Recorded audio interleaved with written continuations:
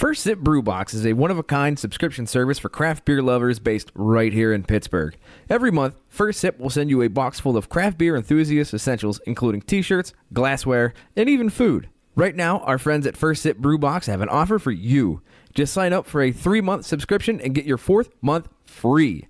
Just enter the code HOPUSA when you sign up at firstsipbrewbox.com. That's HOPUSA at checkout to get your 4th month free at firstsipbrewbox.com.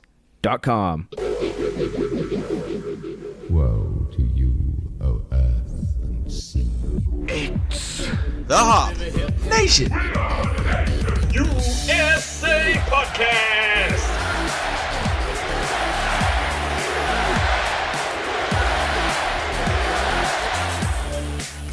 Hop Nation, welcome back. This is episode 94. Thank you for joining us. I'm Adam, one of your hosts. Of course, with me also is Steve. Hey, I'm here too. He's happy about that. Yes. You are. I had to think about it. I'm happy to be here. There you go. It was more of a question, am I happy to be me? That was Ooh, all right. That's not this episode. No, this is Jolly Fun Times. Yeah, that's not this podcast. No, let's not go down a spiral. You guys want to listen to some 9 Inch Nails in the dark? Yes, no? No. Another time, maybe. Yes, I'm fresh out of flannel and despair. That sounds like a terrible lie. You're right, I got plenty to spare. To spare. No, it's a good joke. You missed. I missed? Yes, it's a good joke. Oh, okay. Well, that one just hurt. Hi, Kelsey. Welcome to the show. Hi. Of course, Kelsey is here on the third mic. Guest hosting once again. Thank you for coming back. Of course. It's been a few weeks. It has. We are here to talk about beer.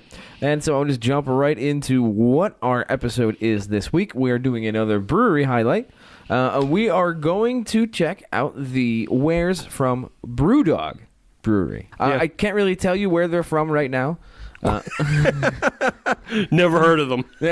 I can tell you where we got the beer from. The beer was brewed in Columbus, Ohio. Yes, this was brewed in Columbus, Ohio. Yes, but they are from Scotland. Yes, they are. The can even says born in Scotland, Adam. Brewed in the USA. I was elected to lead, not to read. I'm just going to shake my head at y'all. Everybody knows this. Yes, everybody knows Brewdog is from Scotland. Yes. Everybody knows that they're now brewing out of Columbus. Mm-hmm. These are things that are known facts. So now it's all very exciting. Yes, now that we have access to them, direct access, we're going to have them on the show. Yes. Yeah, and we've also spent enough time talking about things about them tangentially. Yes. And like all the news about the hotel that opened and now the airlines and then all the other stuff, the squirrel stuffed beer. Yeah. Like, we're finally just going to talk about the brewery. Give them their due. They get one episode. Yeah. For now. You got the spotlight, Brewdog. Let's make it a good one. Today's your day. Every Brewdog has their day. There you go. Nice. You like that? Okay. All right. Episode title ruined. Steve's going to have to come up with a new one. No, I always ignore you guys when you try to come up with a... Oh. Yeah. I'm sorry. All we do is try. I know, exactly, and I still ignore you. I've stopped trying coming up with episode titles. I'm just going to let you do it. Good, great. So, the first beer we're going to try is the Clockwork Tangerine. It is a Tangerine Session IPA. 4.5% ABV, about 35 IBUs. It's made with natural flavors. Tangerines, I assume, is one of them. Yeah. It makes sense. Also, that will not be the title of the episode either. Okay. I'm just saying, we're on the movie pun title train. Yeah. Clockwork Tangerine. Yeah, that's not going to happen. That's a pun. Mm-hmm. We're not doing it, though. Yeah. So, what we can do is try this beer first. Yes. Yes. Okay. Maybe I'll pick another Malcolm McDowell movie, though. Like Dungeons and Dragons. What else was he in? At this point, what else hasn't he not been in? Because he was in the Halloween remake, and then he was in another Rob Zombie film called 31. That was not good. He's been in a whole bunch. Like, he doesn't say no, really. Yeah. So, I'm going to go ahead and assume he was not in Troll 2. Oh, no. Definitely wasn't in Troll 2. No. Okay. All right. Taking a look at this beer. Let's take a look at it. It's a copper beer. Copper orange-ish. Yeah. Yeah. Yeah, copper orange. Good looking unit. Not terribly clear. No, but not particularly hazy either. Yeah. Just kind of in between. Not particularly effervescent. No. And I'm alright with that. Yeah, not really effervescent, not a lot of head on it. I will say it definitely has a fruity smell to it. A nose, as it were. It's very fruity. Yes. Yeah, real fruity. And citrusy, obviously, because it's shooting for a citrus. Right, that makes sense. All right, well, Let's give this a try. get that out of the way and time to drink it. Okay. Our first Brewdog beer ever, On the show. and it doesn't suck. It does not suck. It's beer. What's wrong with it, Adam? There's nothing wrong with this. What's wrong with it? I'll tell you what's wrong with it. If you just calm down a little What's wrong bit. with it, Adam? Oh my God. It's like I'm back at work. What I don't like about it is it has a particularly dry finish, in my opinion. I thought it started out kind of nice, and then it went kind of just flopped to a dry, which I thought was kind of weird. And I don't particularly like dry finishes. Yeah, I kind of get it, but I don't know. It doesn't bother me. It bothers me. Okay. But that's why we have multiple hosts here. So Yeah. we have varying opinions. Yeah. Kelsey, thoughts on the dry finish? On this beer, it's not bothering me that much. Yeah. I get it, though. Like, I understand what you're saying, and I notice it, but it's not like Yeah, it's not my not jam. a deterrent for me. Not my jam. I will say that on the burp up, it does have a good tangerine taste to it. I had a good little bit of gas on it. Mm-hmm. Yeah, good tangerine burp. This is Tangerine. Yeah, it's tangerine all the way through. It's really refreshing. Mm-hmm. It's not surprising that this beer is only like 4.5% just because you get a lot of fruit flavor Yeah. on it. Yeah. And like hardly any malt at all. Right. But it's not like overly sweet. It is not. Which I appreciate.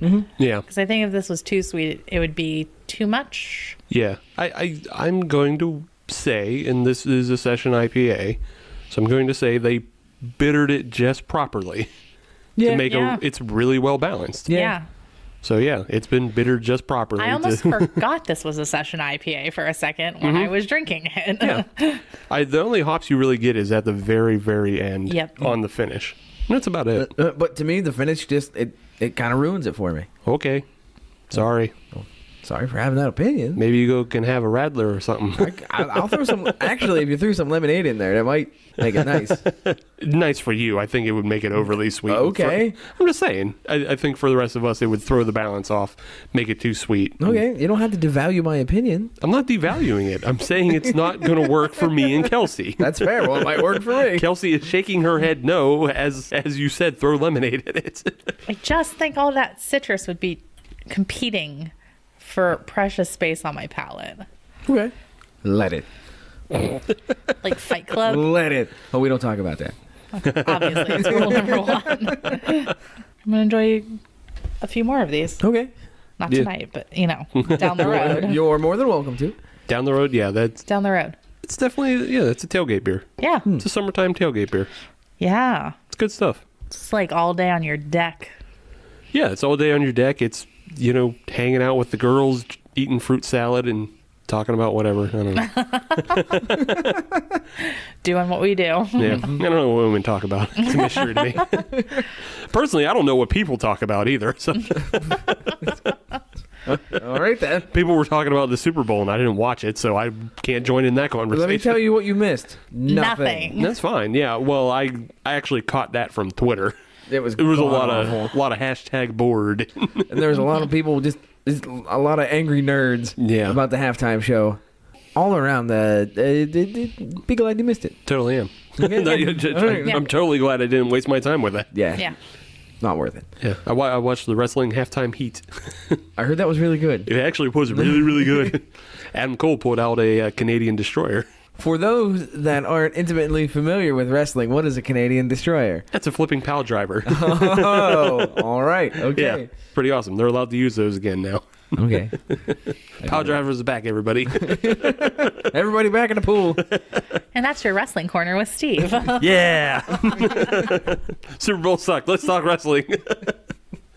No, I don't understand. All right. Well, then let's talk craft beer news instead. Okay. Yes. Would you like me to go first? I don't care. You can go first, or I can go first. I'll go first. All right, then. So, we're going to be talking about a beer that is near and dear to a lot of people's hearts, especially here in the mid-Atlantic states. Icy Light. No, actually. Jenny Cream Ale. Oh. Yes, the pride of Rochester, New York. Okay. So, found out that they are rebranding Jenny Cream Ale. They are getting rid of the old-timey can design and bottle design. No. They are redoing it. It is now has a very nice script to it. It's still the green can, don't worry. They are taking it upmarket. Explain. Yeah. What does upmarket mean? They're charging more. Why? They actually have an explanation. I'm not going to say it's a good reason, but they have an Yeah, no, explanation. as long as they gave an explanation. Yeah. Right, they're just not. No, we want more money. More money. Money, please. So, through their research, they found out that Jenny Cream was in kind of a dead zone, where there were all sorts of people, including stores and distributors, that didn't know if it was a craft beer or value beer. It was kind of in that no man's land where they didn't know where to put it. So the good people of Genesee kind of took matters into their own hands and said, "No, this is going to be a craft beer. This is going to be a premium beer." So they redid the branding a little bit. The Genesee brewery name is off the can. Okay. All they have is the nice, neat little logo that has the G with the wheat stock on it. It's a very nice logo. And they're going to charge more. That way, the beer will be on a higher shelf. Right. And that way... And it won't get lumped in with just the cubes. Correct. Okay, so my next well, not my next, but my first question really is they have the pilot series. Yes. We had one on the episode not too long ago. Yes. And everything out of the pilot series is, it's craft beer is what it is. Yeah, bar none. Even though they're owned by a bigger conglomerate, it falls into my definition of craft beer is in that they actually took some time to brew something that's not just a shitty Pilsner. Right. So, with that in mind, is the pilot series just going to be melded in to this new upbranding? Like Genesee Cream Ale is now just part of the entire family. You know what I'm saying? I think I see what you're saying. It will still be essentially the flagship of Genesee. Right. But I believe the pilot series is going to maintain as it is. They're going to keep it as a separate brand? Yes. Weird. Yeah, I don't know. I wouldn't do that. But I'm not in the business. I'm not. I'm sorry? Because I've also noticed Genesee has the Bock that's out as well. So, it seems like you have the cream ale, the Bock, and then you could offer the orange honey cream, the chocolate. Right, a lot of their Porter. pilot series stuff. Yeah. I agree. But it seems like what happens is Jenny Cream is one of those beers that has that history behind it, where it's kind of a generational beer. Right. Where your pappy drank it and your grandpappy drank it, so you drink it. Yeah, no, I'm just saying, I'm not saying change Genesee to say anything pilot series or whatever. I'm saying remove the pilot series branding off pilot series beers. And just turn it into a completely separate entity. No, just... Or bring it into the Genesee fold. Right, bring it in. Just make it a singular. Possibly. That way it doesn't get confusing. Because that's the other thing that would make you think that there's a separation. If you're going to upbrand, right, you should try to make everything the same brand. So, one thing they did note was Jenny Cream is going to be going up market, but some of their other brands that are part of the main Genesee umbrella outside of the pilot series are going to stay where they are. So the cream ale is the only one that they're moving up. Everything else is staying as is. I think the main reason was since it has that cult following, they don't want to lose that. Yeah, all right. Whatever. I don't know what to tell you. No, there's nothing you could tell me. Right. I mean, you're just reporting the news. Right. It's just, my reaction to it is it doesn't make a lot of sense to me. I feel like if you want to upmarket that, you should build kind of a stable in a way. And I get the rebrand, but that can is that label's so iconic, I feel like. So one of the things they mentioned was the color. The green and the white is synonymous with the cream ale. And that was one of the things that they said they would not mess with. All right. They would stay with the green background with a white lettering is what it ended up with. but they wanted to stay with the green and white motif. No, I mean, that makes sense. That makes sense. That's easy basic. to identify. Yeah, it's like, oh, it's a cream ale. It's Jenny cream ale. Right. And they actually gave it its own website as well. Originalcreamale.com if you want to go check out Jenny Cream Ales on the web. Interesting way to try to compete. Yes. I don't know that I believe it'll work. I don't know if Only time will tell. Yeah. I don't We'll know if see what it'll happens. I don't know if it'll work, but So look for Good for Jenny Cream Ale on the next bottom shelf. It's higher than it was. It though. was. And that's the thing. I like Jenny Cream move Ale. it on up. Do, do, do. I like Jenny Cream. It's a good beer. It's a fine beer. They wanted to stop hanging around PBR and shit. Yeah, exactly. All the riffraff. Get out of the Section 8. Yeah. Yeah. Well, whatever. Good for them. Yeah. My news story is about ZX Ventures. Yes. And if anybody's following, I'm sure you heard about how ZX Ventures was a minority stakeholder in ratebeer.com. Notice you said was. Was because now ZX Ventures fully owns ratebeer.com. Oh. Yeah. So just quick timeline, 2016 is when they actually bought shares of ratebeer.com. And then 2017, the ratebeer.com owners announced. So they kind of hid it for a while. Right. Now that it's been fully acquired, they're not trying to hide it at all. I'm like, nah, don't care. They're just throwing it out there. For anybody who doesn't know, though, ZX Ventures is owned by AB-Inbev. So now one of the largest beer rating websites is also owned by AB-Inbev.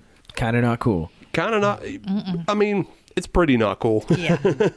I kind of know I feel like I know what they're going to do with that. And it's not, I don't think it's as sinister as people think. A lot of people are concerned that they're going to try to manipulate ratings. Somebody pointed out when it was first announced that when they went on the Rate Beer website, the first 3 beers. So when you log onto the site, there's a little taskbar that says top rated beers near you. And they were concerned that the first 3 beers that popped up on that taskbar for them were all AB-Inbev products. Okay. Wasn't that way for me, though. Oh, all right. Like when I logged on, the first 5 beers, and it's like a bar of 5, so you have to scroll. But first 5 weren't AB-Inbev, and then 2 of the next set were. Okay.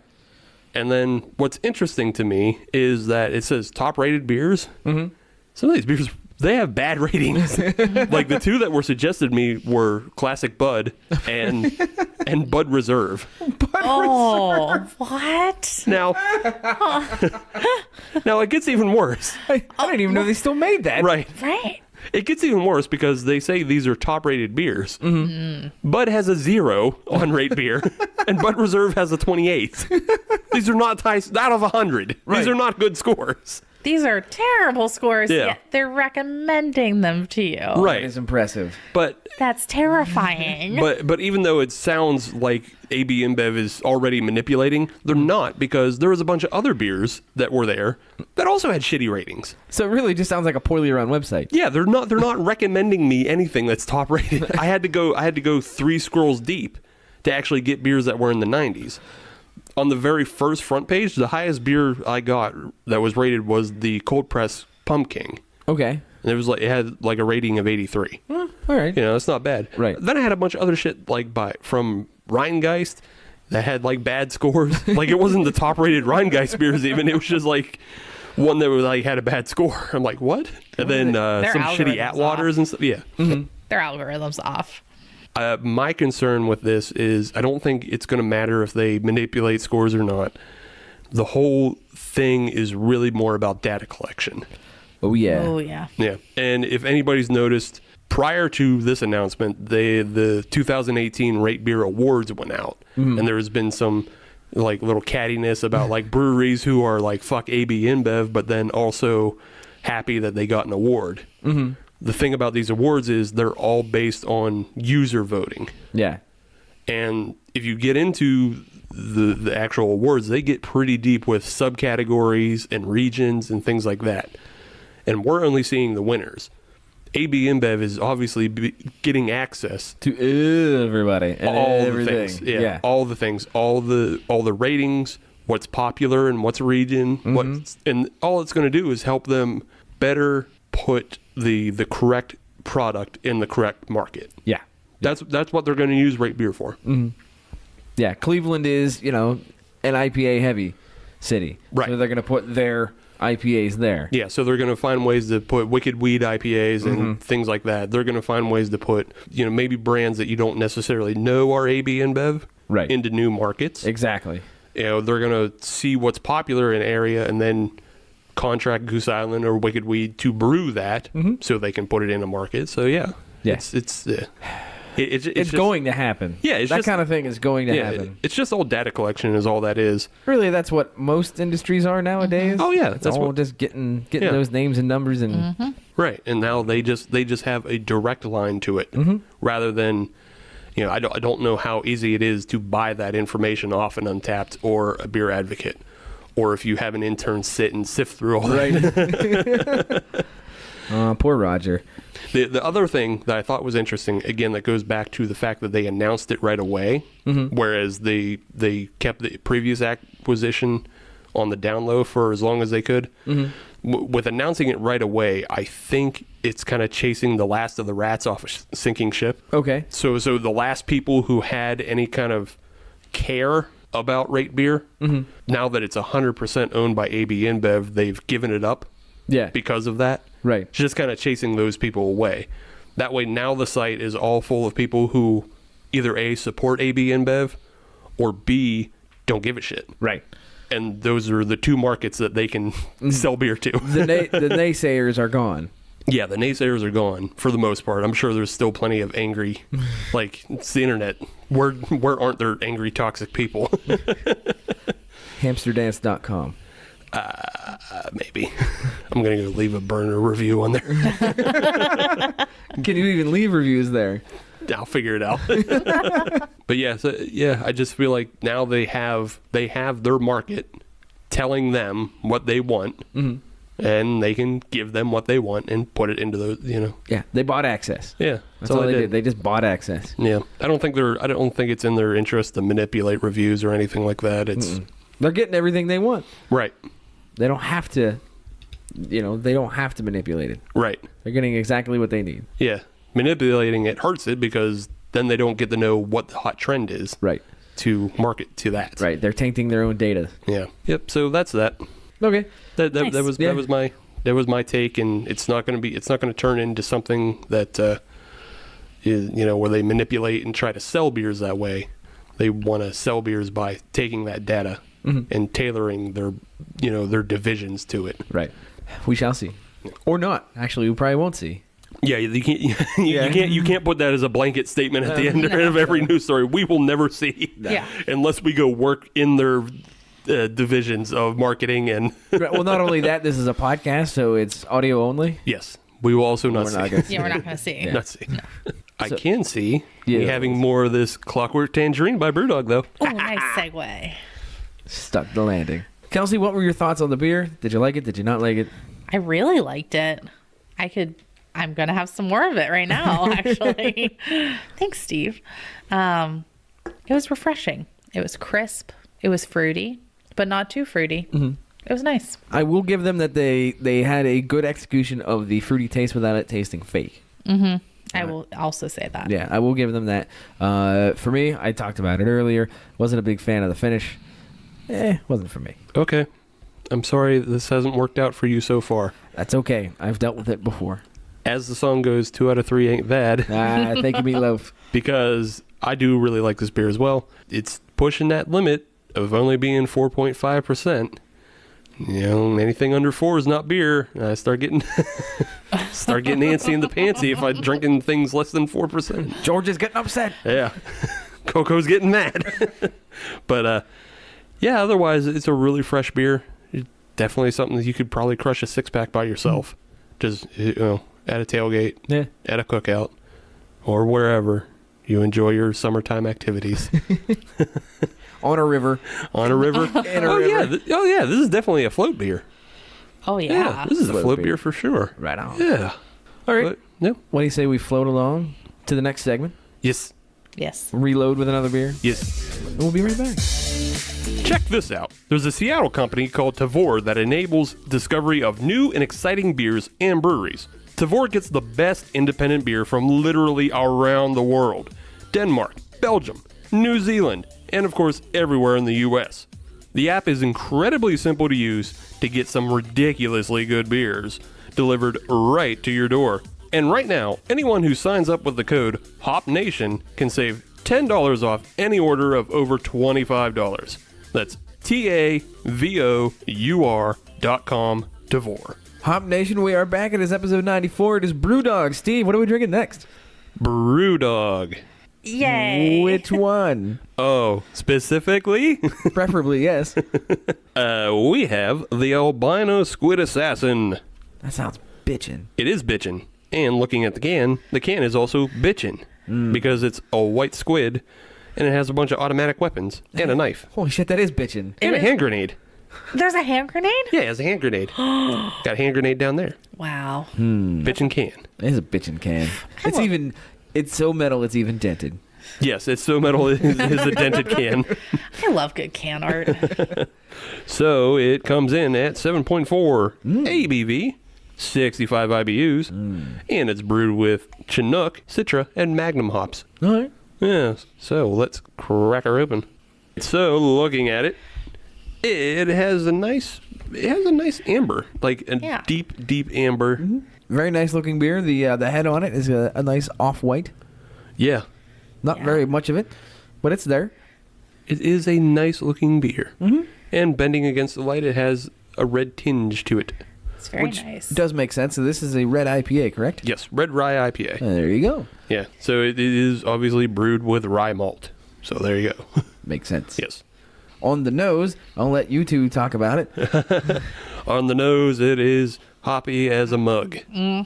as the kids would say, probably in 2005. Quite hoppy. It is.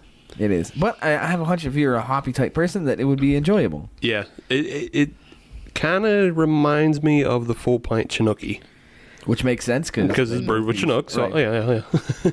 I don't think I've had the full pint Chinooki. Try it out. I think I'll have to. They might be canning it now. I know they're canning some beers. They're Adam. Yeah. They're canning the Luxuria in March. They told me. Oh. Yeah. Okay. Yeah. Why are you telling me this? You kind of like that one. You like the special release version at Brutal Beer Fest. Yeah. Yeah. Yeah, that's true. Yeah. I really like it though. It's coffee IPA. I'll get it again. It's excellent. Excellent.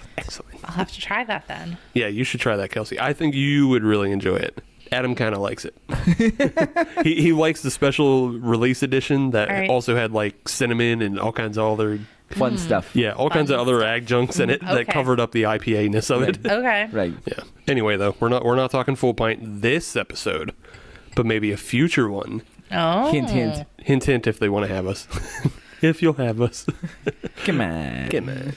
We're talking Brewdog, and we're talking the Albino Squid Assassin, and we're going to drink it. Let's do it. Adam has a no face.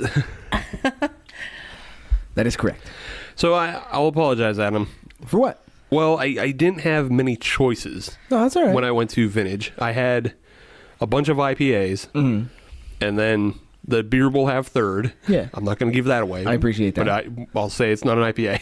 Good. But then everything else was an IPA. I picked this one because it was a red rye IPA. I know you do like, reds and ryes. And I I do. was hoping it wasn't going to taste like it does. From my perspective. From your perspective. Right. I like it just fine. And I do appreciate that. And I appreciate the can art. So it's not all bad. Yeah. I tried to grab something. Everything else was like, I know you wouldn't like the Elvish Juice.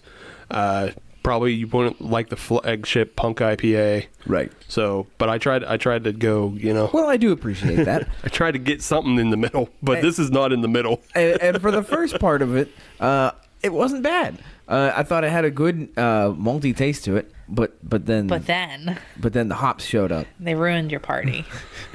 Yeah, the hops show up like midway through, Yeah. and then they carry all the way through the back end, and it's got that specific Chinooki resinous back end to it. Yes. That Hey, I'm into it. Now, Kelsey, you don't seem to be loving it either, though. I'm not sure. I don't drink a lot of ryes, and I don't drink a lot of red ryes, and I don't necessarily even drink a lot of red ales. Okay. So I think I'm just still processing it. I'm not in the Adam terrible phase, but I don't know if I'm necessarily on the Steve train of loving it yet. Like I'm squarely in the middle. That's how Okay. I always look. I know, but this was extra. You put a little extra on it, bitch. I'll have a better non-middle of the road verdict at the end of the segment Okie dokie. when I keep drinking more of it. Okie dokie. I am firmly in the beer's corner. I enjoy it. I think it's not, I mean, it's obviously not as refreshing as the previous beer.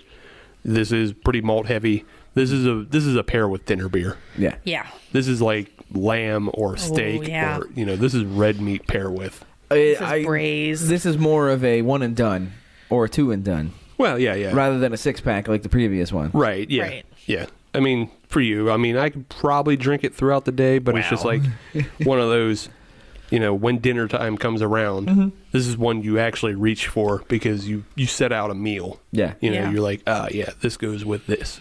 So, yeah, I'm into it, though. This would be really good with like a nice meat, Yeah. like a nice steak or a lamb.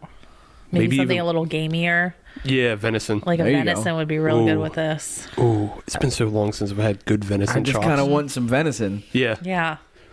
Well, we had venison sausage not too long ago from Frank. Yes. Yeah. Very good. Yeah, it was really good. Frank the producer. This would go with this. Oh, yeah. Yeah. You can even cook the sausage in this beer, too. Ooh, yeah, you could. Ooh. Yeah. Ooh. Ooh. What if you cook kielbasi in this? Yes. Yeah. Oh, that would be really good. Yeah. Like a nice mustard. Ooh, yeah. Okay. How about we gotta get our network going, so we need a spin-off show. Uh-huh. So I like the idea of cooking with Kelsey. Yes. Yeah. Spell it with a K. Of course. Yeah. But only 2 Ks. So we can't say cooking in Kelsey's kitchen? Correct. Gotcha. That's bad branding, baby. Yeah, that's either it's cooking or it's kitchen. Only Spike Lee can do that. Kelsey's craft kitchen. Ooh. I like where this is headed. Kelsey's kitchen combat. All K's again. This is all bad. It's all bad. This is all bad branding. Cannot do. We're not a bunch of senators or whatever. Aw. Yeah, let's workshop this one a little bit more. Yeah. But I like the idea of this. Yes, we'll work on it. Like one recipe a week Yes. Yes, with the beer. a pairing or a cooking with. All right. I like It's a good idea. Yes. These are good ideas. Lock These it are in. great ideas. Yes. Let's it in. explore this further. The names are bad so far, but The name will come to us organically. yeah, the names are bad, but the idea is sound. It's a strong foundation. It's got good bones. Yes. All right. All Well, right. we're drinking Brewdog this week. I think it's worth, being that they are a notorious brewery at this They are. point. They are. I think it's worth talking about their history, giving them a little bit of a backstory because they are new to America, but they're not new to the world. Correct. But we're primarily in America, so we should There's tell no them. primary about it. We're just in America. We had a couple listeners from Brazil, That's true. Yeah. We have some Ooh. Canadians. Oh. and they have a Brewdog bar in Sao Paulo. So I did not Do know they? that. yes, yes, Yeah, I think they have over 20 bars. they have way over 20 bars. Right. So I wasn't wrong. Yeah, no, you're not wrong. Just by a magnitude of A bunch. a bit more, if I counted right. It's possible I'm dumb at math, but I think I counted a bunch, and we'll get into it. Okay. But let's start at the beginning. It's a good place to start. Yes. 2007, two friends decide to open a brewery. Huh. A tale as old as time. Tale as old as time. A song as old as rhyme. Yeah. So James Watt and Martin Dickey, they started the Brewdog Brew Company, and they started just by selling beers at a farmers market stall. Nice. Yeah. Grassroots. Yeah, it's not something we've really seen in our area, I don't think. I've never seen anybody at a farmer's market just selling beer. No, I'm pretty sure that the FDA would come down on that one pretty quick. Yeah. And whoever else does those sorts of things. Well, I think especially for us, the Pennsylvania Liquor Control Well, Board yeah. Oh, yeah. would be Yeah. up everybody's butt. Essentially, the man. Yeah, anybody who you consider the man would be there, except for Becky Lynch. That is true. Becky Lynch is cool. She wouldn't act like that. Too busy kicking ass. She wouldn't shut down your beer stall. That's how it all started, 2007. By 2008, they had grown to the point that they actually had 8 employees. And one dog. And one dog. Well, the dog was always there. Right. I'm sorry. I should have went back. The dog was always there. And then they actually had a legit bottling system. And then 2008 is also when they brewed the highest ABV beer that was known to the UK at the time. Yes. Yes, 2008. That would have been the Tokyo. Yes. The Tokyo Yes. came in at 18.2%. Obviously, nowadays there are beers that are bigger than that here in the United States, and just as general semi-production. Yeah. Yeah, I mean, I think USA had already kind of beaten that. Like, we were already ahead of the game because I'm thinking Sam Adams... The Utopias? well, yeah, but also the Millennium. Okay. The Millennium preceded the Utopias, and I believe the Millennium was 20%, and then the Utopias came next, which was 27%. Right. And then I can't say when the 120 minute came out. That's my other thought was think- Dogfish Head. I don't know when they got into that arena. Yeah, I think it's around the same time, maybe. But to not be outdone, they have a bit of a reputation. Yeah, they kept amping it up. They did. They did. So what they did was the very next year was they came out with a beer called the Tactical Nuclear Penguin. And that one's probably one of the more famous ones. But what's It the is. ABV on that one? There? That came in at a solid 32%. Ooh. Yeah. So Wow. almost 1/3 alcohol. Yes. Yeah. That's more than some vodkas that you find. Yes. Yeah. Yes. And then they outdid themselves with the Sink the Bismarck at 41% ABV. Now, is that the one that they brewed in the ocean? No. No. No. Is that the one they brewed on a ship? No. None of those. Got it. Yeah. Thinking of different beers. we can talk about those, but We'll get there. Sorry. yeah, Right. yeah. So they did not stop at 41%. They decided that they needed to up the ante because they had been dethroned. It was the Schwarzbrau Brewery out of Germany had dethroned them with another beer. So they came back with the End of History. This is a rather infamous beer. If you've gone into any sort of craft beer history or just sort of trivia knowledge, this is a beer you're going to know about. The End of History came in at 55% ABV. That was in 2010. There were only 12 bottles made. It was infamously packaged in a taxidermied squirrel. Yes. Yeah, it's pretty awesome. If you ever seen the squirrel with the kilt and the bottle in it, I have seen that. Yes. yes, Wow. it's made all the internet rounds. It still probably makes the internet rounds. Oh, yeah. It's even the fact is that beer was even beaten in ABV, but everybody still thinks of that one because they marketed it Exactly. In a squirrel. better. Or in some kind of taxidermied animal. Now, was it always a squirrel? I think it was always a squirrel. Yes. Okay. Yeah. Yeah, because they only made 12 bottles. Yeah. Okay. 11 were sold to general public, and it brought in hundreds of dollars per bottle. Yeah. And the last one was saved for their TV show. We'll get into that a little bit later on. But yeah, there was a whole arms race in Scotland, mostly because Brewmeister was also out of Scotland, along with Interesting. along with Brewdog. But yeah, so that's kind of some of their more infamous big beers. Yes. But as Kelsey already kind of mentioned, they've made some weird beers, or pushed the limits of brewing. One of those ways was the Sunk Punk, and that was a 7.1% beer that was brewed within the North Sea. Now, when Yes, you that say one. within the North Sea, Yeah, they sank a fermentation tank. nice. That's amazing. Yeah, to a depth that it maintained a cold temperature, but it was enough to still ferment the beer. So, is it safe to assume that the beer that they brewed, the Sunk Punk, was essentially their Punk IPA, their flagship, but it was obviously sunk? I think there was a little bit more to it. Okay. Because it was an IPA, so you're right about that. But there was also sea salt and some rum in it as well. That sounds nice. Yeah, the whole thing was done as, obviously a publicity stunt, but Right. it was also there's like a Scottish superstition about a witch that cursed the coast And so, it was offered up to the witch. Oh. Yeah. All right. As appeasement, I guess. Okay. All right. I don't know. Scottish lore playing. Yeah, it's into just a this? little Scottish lore. Right. Just any excuse to drop a fermentation tank Right, in the ocean. exactly. Why the hell not? Right. Yeah.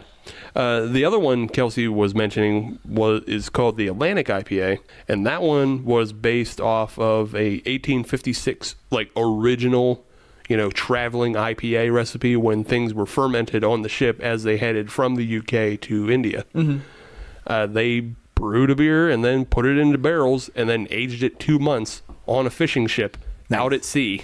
Nice. Yeah. I think they even produced a whole documentary series about it as well. Oh, okay. Yeah. That actually makes a lot of sense. Yeah. Yeah, it does. Yeah, it's on the YouTubes. You can check it out. It's on the YouTubes. Yeah, but it was based on an old style, and it was brewed in a fashion that was meant to fight against what had become IPAs at that point in 2009, which were really weak IBU, weak bitch beers, just like the affronts to the actual style of IPA. Mm-hmm. It had all been watered down. Right, and this was a 8.5% ABV beer with 90 IBUs. Aha, So okay. they weren't trying to screw around with this Right. one. Right. And back then, that was something. Now, granted, nowadays, you could probably get that same beer in a gas station. Yeah.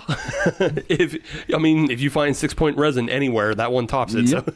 So again, this is all kind of relevant for the UK. Mm-hmm. It's I think maybe we've always been ahead craft beer wise. I would say so. But being that Brewdog has some of these leaps and bounds that they've taken, and they're way more apt to take a chance, and do something crazy, including driving a tank through town. What's this now? So in 2011, they had opened a couple of new bars. Okay. And to celebrate that, they drove a tank through town to announce their arrival.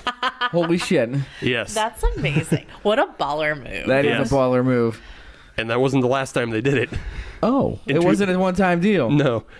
2013, for their Equity for Punks, they drove the tank again past the Bank of London. Oh. And just to jump back, it's for what Equity for Punks is. It's their ability for fans of Brewdog to actually invest in the brewery. Yes. So anytime they come up with an idea, anytime they want to open a new bar or something like that, they open crowdfunding up to the public, and they allow people to invest in the company.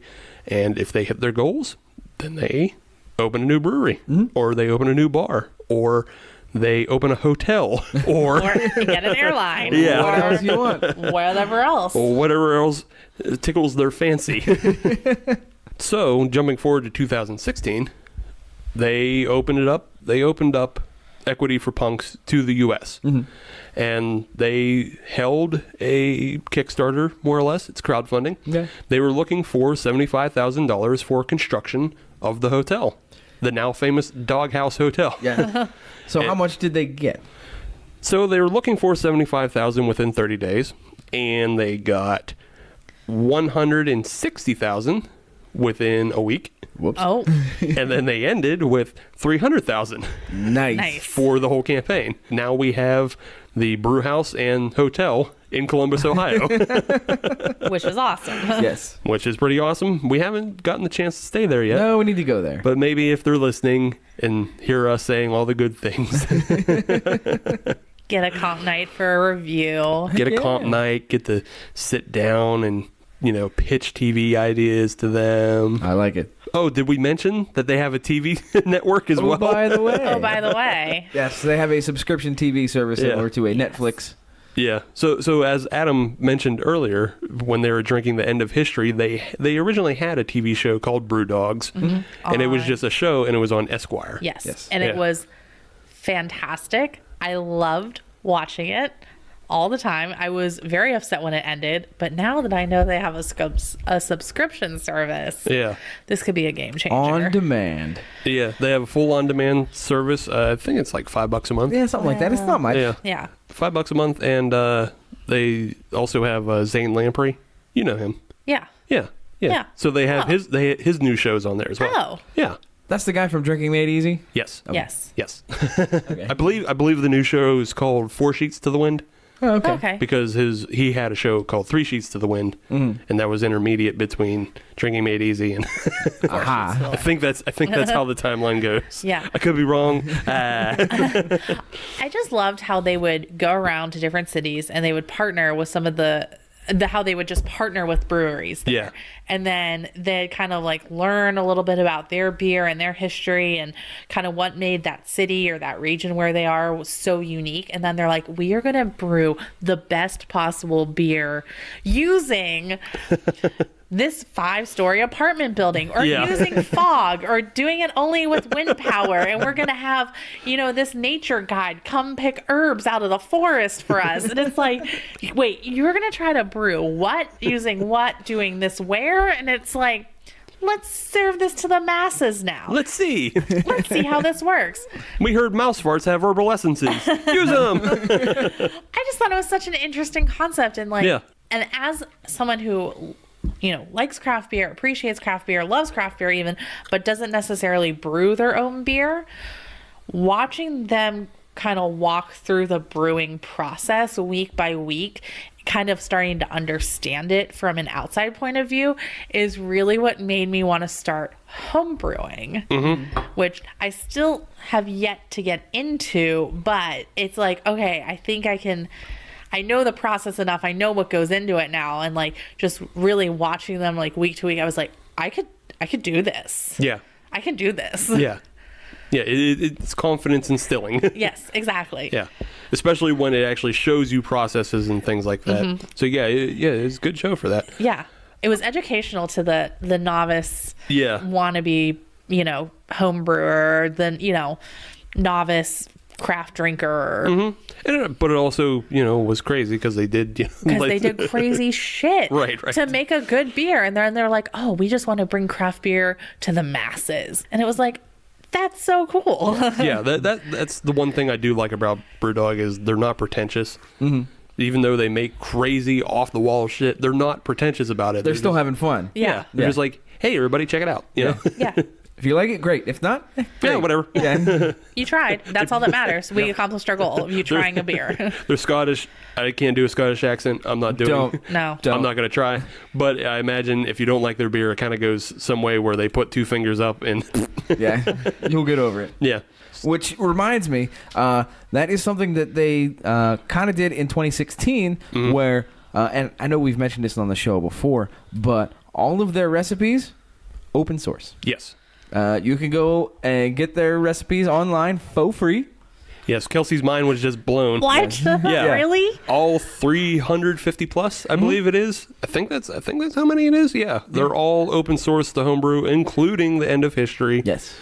They give you some kind of hints on how to achieve the 55%, but Right, but not how to do it. Wow. yeah, well, you got to figure it out yourself. Like there's, Yeah. it's cold distilling, Yeah. and that's what goes into the Tactical Penguin and the Sink the Bismarck and End of History. It's all cold distilling down. Yeah. So yeah, Wow. I had no idea. So you can get on that and just brew away. have a day, A brew day. a brew day with Brewdog. Brewing with Brewdog. Brewing with Brewdog. Back to equity for punks. Yes. We're now in the middle of, well, we're not in the middle. We're towards the end. Yeah. we're towards the end of their I think latest. it's like 2 weeks left or yeah, something. 2 weeks left. Funding will close on February 21st. Okay. So, if you're listening to this when you should, you got plenty of time to still put money in.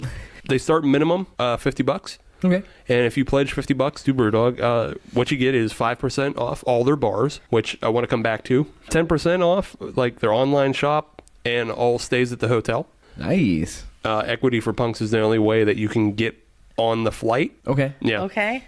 You also get discounts, I believe. If you pledge more, you get discounts on the TV subscription, things like that.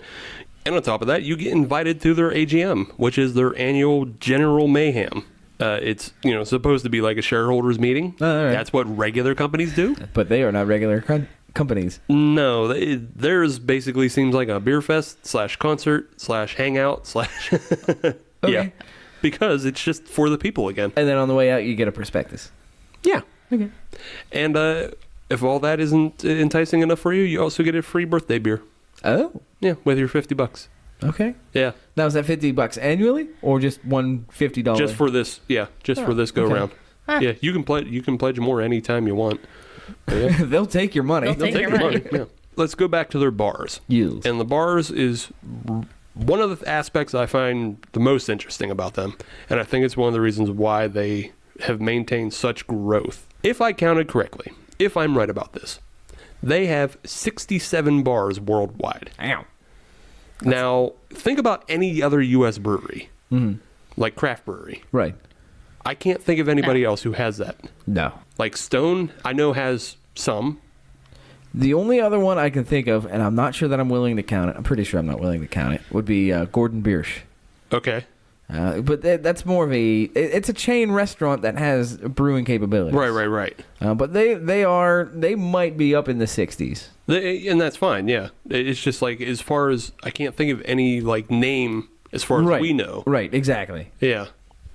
So they have, obviously, the breweries all over the UK, in Scotland, in London, and they have breweries in Estonia, Finland, Iceland, South Korea, Brazil, as we mentioned, and they have 4 in Columbus now.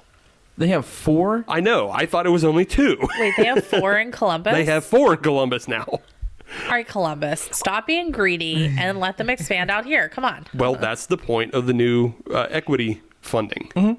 They've said once funding is closed, any city that has over 500 pledges is going to make top of the list. They're going short list. Yeah, they're shortlisting any city that has 500 backers or more Interesting. as possible open, and they meant specifically U.S. Right, This right. is yeah. Huh. So I don't know if Pittsburgh's doing what. Oh. I don't know how interested Pittsburgh is. Maybe you should. Maybe? I've liked both beers so far. So Yeah, I have liked both beers so far. yeah. So I'm not going to say they're bad beers. I'm also going to say, well, I'm going to ask actually because I don't know the answer. The Rivertown location in the North Shore, has that been sold to anybody yet? I have no idea. I have no idea. I have not heard any news about that, but hey, Brewdog, if you're looking. I know of 2 spaces because the Tilted Kilt that was right next door. Also still vacant. Yep. Yeah. So they can have that whole alleyway right there. Yep. They themselves. might just take it. I mean, Yeah. why wouldn't you? River access, Yeah. 2 stadiums. Yeah. It's checking all the boxes. Yeah, I'm just saying if they're looking, location. Yeah. if they're looking, and if Pittsburgh has done their due diligence of actually pledging, $50. Come on. yeah, $50 and you get all that. And I can tell you right now, all you have to do is just jump the border, go to Ohio right now. You can get. Jump the Yeah. border. You don't even have to go deep in Ohio. You just gotta go vintage. You Yeah. get all kinds of shit at vintage. We're just going to have to go up and do an episode up there. Yeah, yeah. We're just going to have to go up there.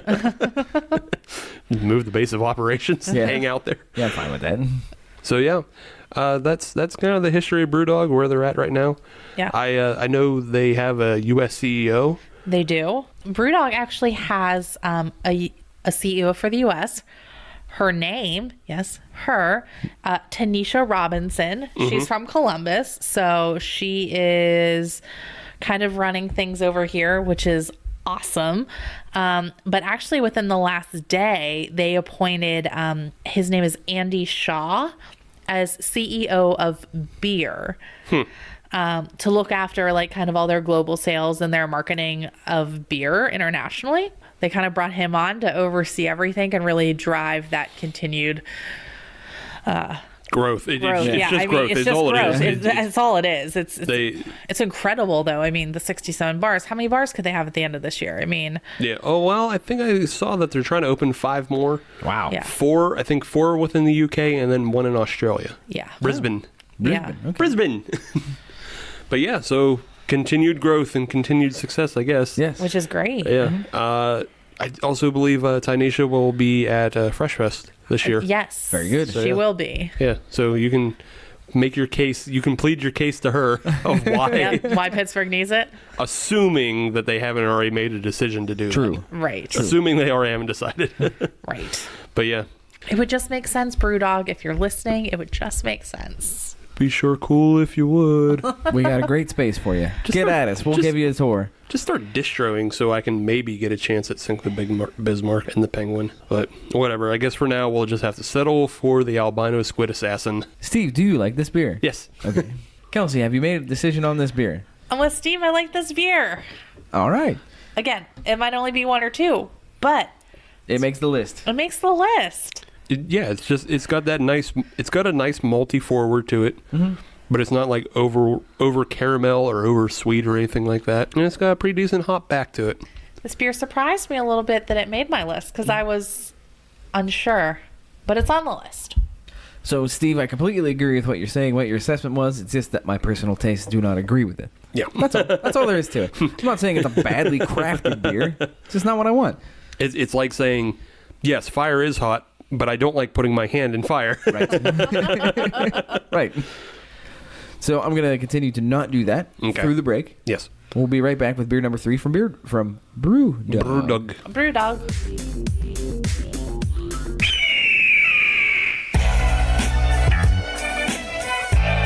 Hey, Slackers, I'm Matt. And I'm Jesse. We host American Slacker, the show that keeps you updated on all of the weirdest news around the globe, along with what's going on in the world of Xbox, music and movie suggestions, and fun interactive games. Every other week, we bring on interesting guests from all walks of life, from filmmakers to musicians, funeral directors to small business owners, and even Jeff Goldblum. What? No, we never got Goldblum, man. Oh, a man can dream, can't he? American Slacker Podcast. New episodes every Wednesday. Available on Spotify, iTunes, and all of your smart devices, or anywhere else, you might happen to cop a podcast. They're downloading MP3s, not buying an eighth. I'm shutting this shit down. That's it. There you go. Hop Nation, welcome back. This is episode 94. You know what that means. It's time for Sporty Man reference? It is time for the Sporty Man reference. So, of course, this is the Chad Brown episode. Wow. Who Chad Brown? Chad Brown was a linebacker for the Pittsburgh Steelers in the mid-90s. He played alongside LaVon Kirkland. Oh. Yes. He was part of the Blitzburg defense. Oh. You went deep. Mm-hmm. Deep in the archives there. That's right. We're talking block number Steelers here. No. Yeah. If you want to get a little new agey, there's Lawrence Timmons as well. Uh-huh. And that's about all I got. Okay. Did you know about the Cleveland defensive player, Tad Steeler? Because there's Chad Brown, and then there's Tad Steeler. He was on the Browns. Great. It was a crazy coincidence for the time of 1995. All right, then. Wow. Hey, Kelsey, what's the third Brewdog beer of the episode? Hey, our last Brewdog beer of the evening is the Choco Libre. It's it's a Mexican hot chocolate imperial stout. Coming in at 8.2%, 25 IBUs. That sounds like a beer that I might like. Just possibly. Possibly.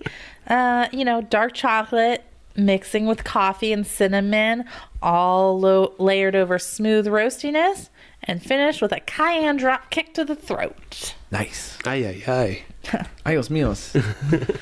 Sounds thick with the 2 C's. It's foamy. Yeah, it is foamy. Mm-hmm. Almost looks like it has like a nitro look to it. Yeah, it has a really nice head to it because it's a lot of tight, compact, like almost nitro bubbles, but it also has a lot of the big bubbles as well. Mm-hmm. That's how you know it's well carbonated. There's no middle ground with these bubbles. Yeah. Yeah. These are extreme bubbles. Extreme bubbles. Slashy X for the 90s. Extreme. I don't think Brewdog ever gotten into the Mountain Dew culture Yet. These guys trying to make some Halo game fuel beer for the next go around. I hate those commercials. Fortnite, whatever. Whatever the youths are into. Whatever the youths are into. It's Fortnite. I'm still playing the Yakuza games. I don't. So yeah, it looks like a stout otherwise. Yeah. Mm-hmm. # Stout Month. It is Stout Month. One of the best months of the year. On the nose is spicy. Yeah. A little bit. It's spicy. A little bit. I think it's time to drink this. Yeah. Did you say there was cinnamon in this, though, Kelsey? I I'm did, sorry? yes. Oh, okay. Just want to make sure, because I'm definitely smelling it. Yes. And I want to make sure that I'm not having a stroke. Dark chocolate mixes with coffee and cinnamon flavors, all Good. layered over smooth roastiness. Good. Finished with a cayenne drop kick to the throat.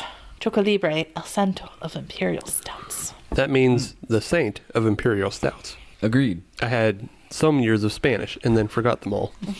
I'm into it. I'm into that. Oh, yeah. Guess what? You're into it. 3 for 3. Yay! I get to join you guys. All right. Hooray. Ooh. Let it sit there, and you get that little cayenne heat finish in the back. Mm-hmm. Oh, yeah. Yeah, it's got a nice back end to this thick stout. Yeah. This is tasty, delicious. Reminds me of Mexican hot chocolate. Yeah, it's really good. I really like really this beer. good. This is a good ass beer. It doesn't it doesn't skimp on any of the flavors mentioned. Correct. No. Like, we've had beers in the past on the show that they try to mimic this, and they try to have all these flavors of cinnamon and pepper and chocolate, but this one hits them all. Yeah. Like, you can smell the cinnamon, you get a little bit of taste of the cinnamon, you definitely get the chocolate. Yeah. But And it's then- not overwhelming. Right, it's not overwhelming. It's not. It's kind of sweet. It's kind of sweet. Yeah. But it's not sickening sweet. And then it does have that little pepper kick at the end. Yeah, I like it. Yeah, and what I like about it is on the pepper kick at the end. It is not like the pepper beer that we had in the past, that Ghost Scorpion hate beer. Well, no, it's not. It says Mexican hot chocolate, not Mexican nightmare. No, I A understand ghost that. scorpion would be my Mexican nightmare, I Yeah. feel like. But with heat, it seems like there's either not nearly enough or way too much. Right. Yeah. I think this found a decent balance on that, where Yeah, there is this- some Yeah. heat, but it's not obnoxious. Yeah. It's Yeah. like a warm sensation. Yeah, it's good for Stout Month. Great for Stout Month. Yeah, this is good beer. I like. Me too. I like. Me too. Me three. Friends again. Friends again. Well, We now lost that Adam for a little bit, but now he's back.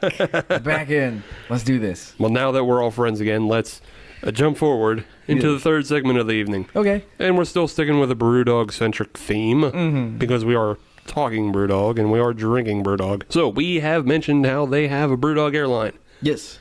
and it's actually getting set for its maiden voyage. The first flight will leave London on February 21st. That's right around the corner. Oh. Yes. And it will fly to Columbus, Ohio, where they will stay in luxurious Columbus, Ohio. Sorry, Brewdog, I like your beers, but I still can't get behind Columbus, Ohio. We talked about this before on the show, but we didn't have as many details.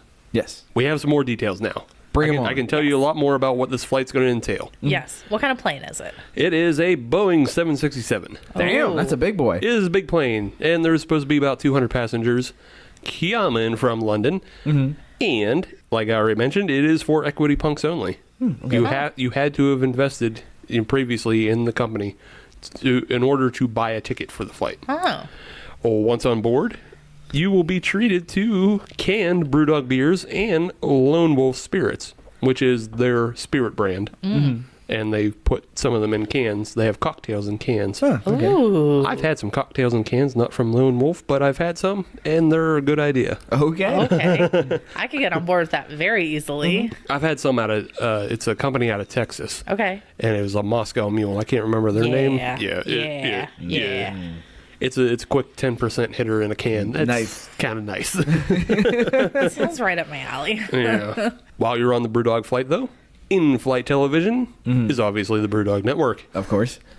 And they will give you food and beer pairings throughout the flight. Okay. And there's even a specially brewed beer for high altitudes. Oh. Okay. All right. Yeah, it's supposed to be specially made for when you reach a high altitude, it'll taste a little better. Oh, all I right. really do think of everything. They do think of everything because even the cabin crew is Cicerone trained. Nice. So while you're getting your food and beer pairings, they can actually explain what's going on and why they did such a thing. That's badass. Yeah. It's beautiful. Yeah. Once they arrive in Columbus, they will get to stay in Columbus, but not necessarily at the Doghouse Hotel. Okay. You can stay at the Doghouse Hotel for one night for an added fee. All right. I think maybe that has something to do with the fact that the Doghouse Hotel only has 32 rooms, and like I said, 200 people are coming over. Right. But they've already booked accommodations in another Columbus downtown hotel, and then you get tours of the brewery, and then there's even a chance to go to Cincinnati to tour some breweries there. Okay. Okay. So it's a whole beer vacation. It's an adventure. Yeah. You get all kinds of beer from Brewdog and elsewhere. It sounds really fun. And you get all that for $1,600 for one person, or just shy of $3,000 for two. How long is the trip? The trip is from February 21st to the 25th. I mean, that's not terrible. It's not terrible considering it's an international flight and you get all these specialty things. And Right. Yeah. It's And for 4 days, and you get all that. Yeah, it's not bad. It's expensive, but it's Yeah. not bad. Right. You would probably get your money's worth. Yeah, I can't afford, especially because we would also have to leave America and fly to London to Right. catch the flight in. Right. Oh, so it's not being offered from Columbus to London yet. Not yet. Okay. Not yet. So the maiden flight leaves London and comes Got here, it. and then Well, that makes sense, they do yeah. get a return flight, obviously. Right. How ridiculous would that be to take a flight over to London, to take a flight over to Columbus, to take a Right. flight back to London, to take a flight back to Pittsburgh, or just take the 4-hour drive? Yeah, I think at that point maybe you just stay in Columbus and drive home. Yeah. Yeah. You don't take the return. Right. Yeah. Maybe you don't. I think we could just drive over there and hang out with them. It depends Yeah. depends on how much you love your money or not, and how much money you have. Right. Yeah. Yeah, if you got FU money, Yeah. do it. What the hell? Oh yeah. What else If you got gonna FU money? If you got AB money, you know. Yeah. Since they have this going on, they seem to have conquered pretty much everything. They have a hotel, an airline, a TV network, all this stuff. I wanted to take a time, maybe we can give Brewdog some ideas of where to go next. Where do they spend their money? I have a great idea. Okay. I know this nice podcast based out of Pittsburgh that could definitely use some bumps. They also have a home brewing TV show that could They use, do. A different home maybe. Or, hey, we have ideas for its own TV show. Yeah. We'll help you. Yeah, so We're just nice people. Hop Nation USA, I believe is the name of the podcast. Yeah, they're pretty good. They're pretty good. And I good listen people. to them on the regular. Me too. Me Yeah. too. I don't, but I hear good things. Oh, you have to listen to it. You edit it. Don't pull back the curtain. Leave some mystery, Adam. But you want a real one? Yeah, sure. Do you have Okay. a real idea for what Brewdog should do? I do. Yes. I do. So here's what I think they should do, and it kind of goes along the lines of with the original IPAs, how they went from England to India, and they had to have their own beers. Is this a cruise? No, Oh. no, but it is an extended trip. Instead of going by sea, we're going by land. Okay. We are gonna have ourselves a Brewdog train. Brewdog train. Brewdog train.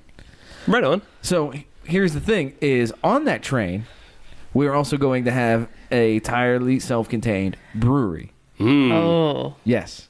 So you can ride the brewery train. Oh, wait. Yeah, I just gotta do it real quick. go for it. It's a brew train. Brew, brew. All aboard the brew train. Okay. All right. This one's locked in. Go on though. So essentially, what it would be is it would be taking a trip around the United States on the brew train.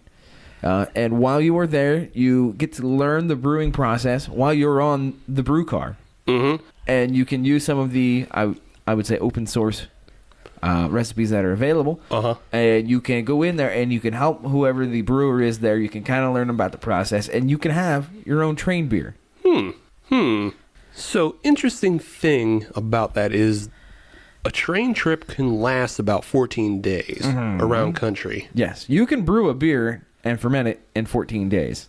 It might not be that good, but you could do it. You could do it. I said nothing of quality. Yeah, you could do it though.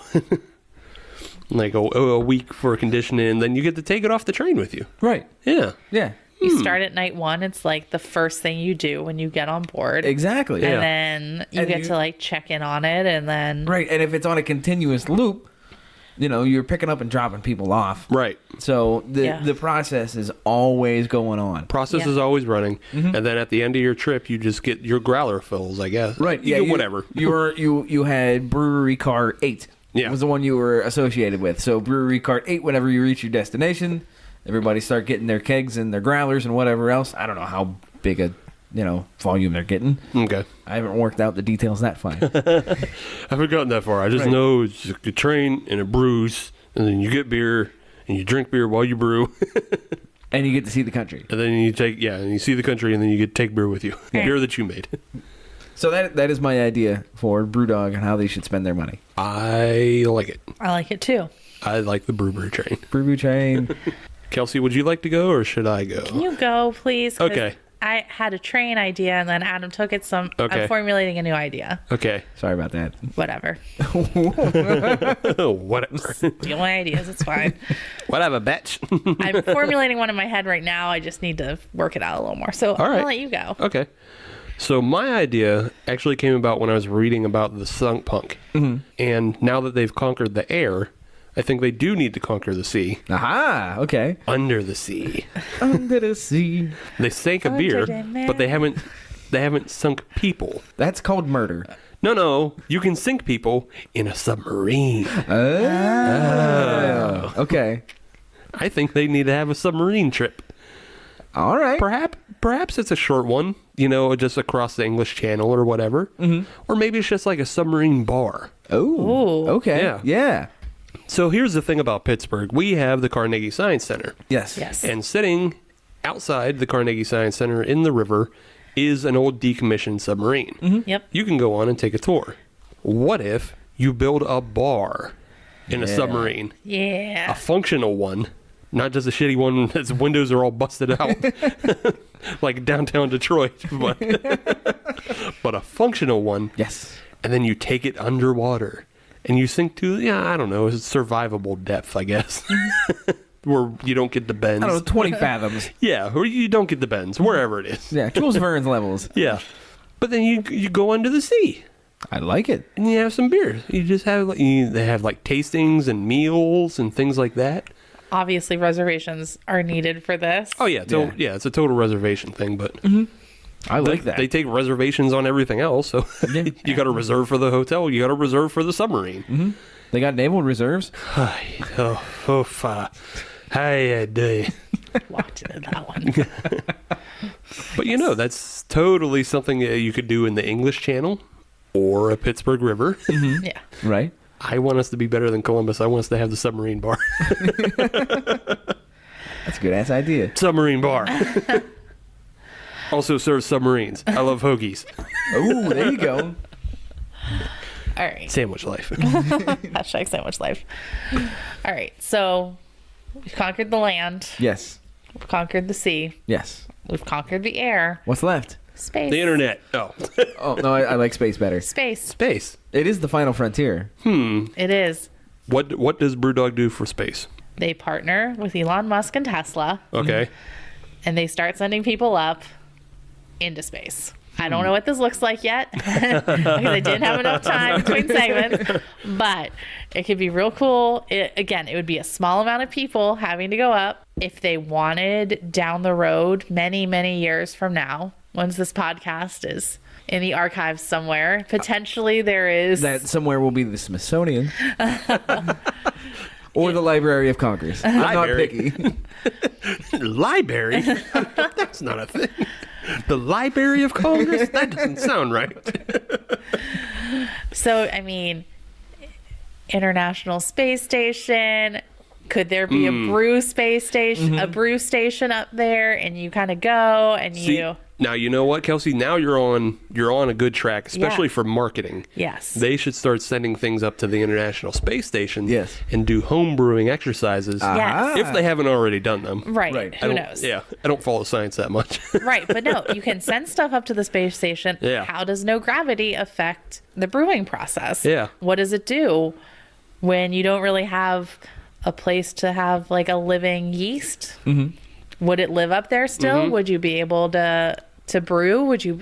Yeah, can you just bottle it outside? Yeah. Yeah. That way Could you you- have absolutely zero Could you? oxygenation. Exactly. That would be interesting. These are all science questions. We should Yeah. have a science person on to answer. Somebody get Neil deGrasse Tyson. Yeah. Could you freeze dry the beer and rehydrate it some way, or could you make it into Freeze like dry a? beer.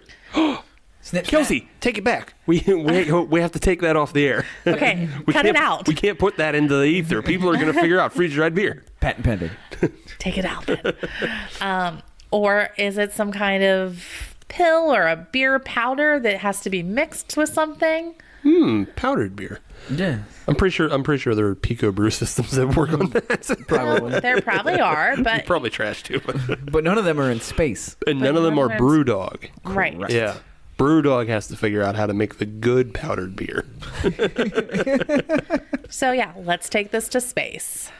Good thinking, Kelsey. Yeah, It's a dig little it. out there, but No, it's literally out there. yeah, it's literally out there. Kelsey, it is good thinking because if I go to space, I want beer waiting for me. I don't want to go to space and then have to wait for beer to be invented. We need to figure Yeah. it out before. Figure it out now Yes. in 2019 Yeah. before we all have to leave in 2030. Elon, get at us. We got ideas. Elon, hit us up. Also, listen to the podcast. Yeah. Also, send us money. You rich. Fuck you. Wait a minute. I don't think that's. Yeah, I don't think that's the way to get him to help us out. You don't know. He loves memes. He's a cool guy. Who knows? Doesn't necessarily have to be Elon. Doesn't necessarily have to be Tesla. But they just seem to be sending up stuff all the time. Yeah, I feel like it's more likely that Brewdog would partner with Richard Branson, Yes, being country mates and yes, things like country that. mates. Yeah. Again, Richard Branson would be a great person to partner with. Then Yeah. they are also sending stuff up. Right. And he's got great hair. He does have great hair. Well, I think those are pretty good ideas. Yeah. So can I say that I appreciated the approach that all three of us had? We started in the past, then we went to the present, then we went to the future. Mm-hmm. We covered all the bases. We did. Yes. This was all good. Well executed. Yeah. Good segment. Yes. Claps all around for everybody. And claps for the Choco Libre. Yeah. A very fine stout. Yeah. Delicious. Yeah. I liked it. We said it all at the top of the segment, really. We don't have to go too much Yeah. more into this. No. This is a really good beer. It's really well made and better than a lot of the other beers that attempt this. Would drink again. Yes. Still not sure if it's better than the one I brewed, but Well. Well, I like the one I brewed more. But I think the they're one very, you brewed was delicious. yeah, they're very similar. This one's made with cayenne. Mine was made with ancho, but hey, that's how we separate ourselves. We're all friends. Yeah, that's how we separate ourselves. This one is still good, and this one's a lot easier for me to get. I don't have to. Right. I don't have to wait 6 weeks. I don't have to. And hope. Yeah, Yours had just such a nice smokiness though because of the ancho. yeah. Mine was smoky, and I think it was thicker. But Yeah. Yeah. this one is still very good, and it's still readily available at Vintage Estates, as long as you're willing to jump the border. So might as well just go to the podium now. Okay. Anybody want to go first? I'll go first. Okay. I don't mind. Bronze medal. I'm gonna go to the Clockwork Tangerine. It started out okay, and then it went real south with that dry finish. Didn't really like it. So that is gonna go to the bronze medal position. In the silver medal position, far and away, it is the middle. It is the Albino Squid Assassin. It has the best can art. Bottom line. Okay. Is that the judgment? Why? We're just a bit taken aback because I thought we all thought the surprised here. hoppiness was. No. Okay. If I had the two of these in front of me, I would grab the Albino Squid Assassin. Oh, all right then. Yes, intriguing, right? Yeah. Very. Yeah. So what I appreciated about it was on the front half of the beer, it did have a good malty taste to it. And yes, it was hoppy on the end, but between the two, I preferred the hoppiness over the dryness. There was enough good red rye. Correct. Okay. Before it went into IPA territory. Okay. So that is going to go in the silver medal position. But, I mean, to no one's surprise, the Choco Libre is going in the gold medal position. It's a runaway. Yeah. Yeah. I mean, for you, that's It's easy. a runaway, yeah. If you are surprised by this, that's your own fault. So it's very simple. Yeah. Yeah. Clockwork Tangerine in the bronze, Albino Squid Assassin in the silver, and of course the Choco Libre in the gold. Okay. Well, for me, I differ just a little bit from you, Adam. And it's kind of weird because I feel like even though you put the Squid Assassin as silver, and I'm putting it as bronze, I feel like I still like it more than you do. So it's important to distinguish. That's a very good point, and you're probably right. Yeah, I still like it more than you do, but I really I feel like this beer, it's good. It's very drinkable, but it is such a utility for pairing with food. And that's all. Like, you can drink it by itself and that's fine, but you're not going to drink a whole bunch of it. At least I'm not going to drink a whole bunch of it. The Clockwork Tangerine that I'm going to put in silver, I would drink a bunch. I would drink a lot. I could probably, and being that it's only 4.5%, I could drink it all day and not notice. Unless somehow, like, that dry finish, because it's happened before with other beers where the dry finish builds up and suddenly your mouth gets all dried out and everything. But otherwise, I feel like it's super refreshing and I could just be drinking it all day. However, I love my stouts. I really, really love my stouts. And I especially love them when they're really well made and they're made properly and they don't skimp on flavor and they don't put flavors on the can that aren't in the flavor in the flavor profile. Boy, do I hate that. That's my angry thing that drives me up a wall, is if you put something on a can and it's not in the beer. But that's not the case with the Choco Libre. Everything's there. I just want to say it's perfect. Almost. And it's great. And I love it. And I want more of it. Right on. Kelsey? I'm with Steve on my order tonight. I'm going to put the Albino Squid Assassin in the bronze. Again, like he said, you got to pair this with something. I wouldn't have more than one, maybe two if I'm pushing it. And just not to cut you off, but like, this beer would be so perfect with venison. It's so perfect with venison. But the other two beers wouldn't be. Right. So it's so perfect at being good at one thing. Yeah. Right. But the other ones are just so open. This would be really good with like an elk too, I feel like. Yeah. Like like a rich game meat would be perfect for, or kielbasa, or some kind of sausage. Yeah, just rich game. Cooking with Kelsey is a different segment. In my silvers, this Clockwork Tangerine, this was just crisp and light and delicious. And for an IPA, it almost made me realize it was an IPA. Like, it kind of just didn't have those traditional IPA hits in my mouth. And I was like, oh, this actually is an IPA. It was delicious. And then in my gold is the Choco Libre. I mean, it hits every box of flavor that it's telling me it's going to do. It's chocolate, cinnamon, it's malty, it's a little spicy because of the cayenne. So that's in my gold medal position. And one thing I do have to say too is that they understand balance. Like, oh yeah, they're telling me what's going to be in this beer, and it's in this beer. Like, and nothing is too overpowering, nothing is overwhelming out of these three. Now, again, it's a small sampling of everything that they have to offer. Out of 350 beers. Out of 350 beers, but the three that I experienced this evening are all very balanced and thought through, and they're really working towards creating the best for that can and for that brew. Yeah. So great job, Brewdog. Yeah. So if you're listening and you're in the Pittsburgh area, you've got a couple days left. Put some money in, maybe. Yeah. Maybe we $50. Maybe we can make this a little easier on ourselves. Yeah. I was hesitant going into this episode, trying to figure out whether or not this was going to be good or not, because there is so much hype and everything around Brewdog, and I know a lot of times hype I get let down by. The beers spoke for themselves. Yes. Yeah. I wasn't let down this episode. Hooray. I was even surprised this episode. Yeah. Yeah, I think we're all a little bit surprised, being that we've never had them before. So Yeah. Right. Yeah. All right. So we're all pretty happy with Brewdog this week, and they don't get another episode for a while, but That's okay. unless they bring us out to the hotel, so you got to extort them. unless they want to comp us a night. You are more than welcome to bring us out to Columbus, Ohio. Do a live show out there, whatever. Yeah, we'll totally do all that. However, Brewdog, if you want to find us on social media, all you have to do is search Hop Nation USA, and that'll get you Twitter, Instagram, and Facebook. All those fine ways to contact us. You can also contact us by emailing us at hopnationusa@gmail.com. If you want to listen to brand new episodes of the Hop Nation USA podcast every Friday, as you should, then all you have to do is search Hop Nation USA on your favorite podcatcher like Stitcher, Podbean, Google Music Play. Although I don't think that's what it is anymore. It's actual. I think it's Google Podcasts now? Yeah, it's Google Podcasts now. Mm-hmm. I didn't pay attention.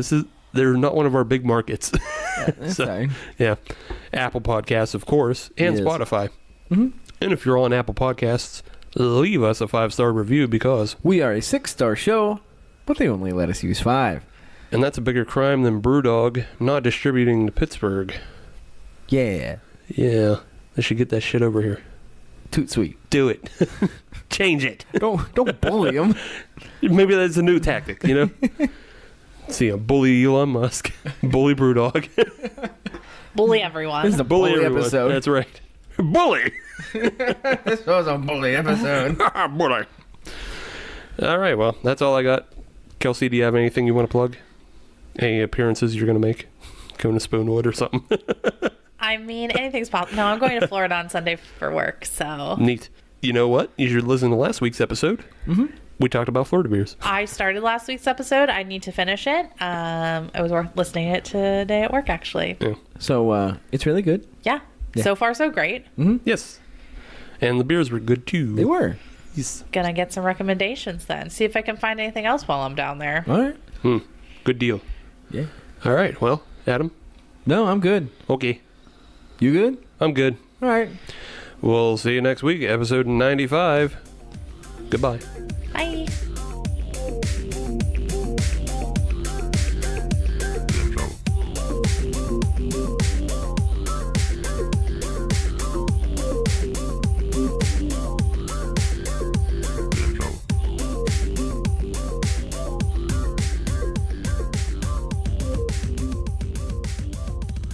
We just talked about this on Saturday. Was I was also drunk on Saturday, so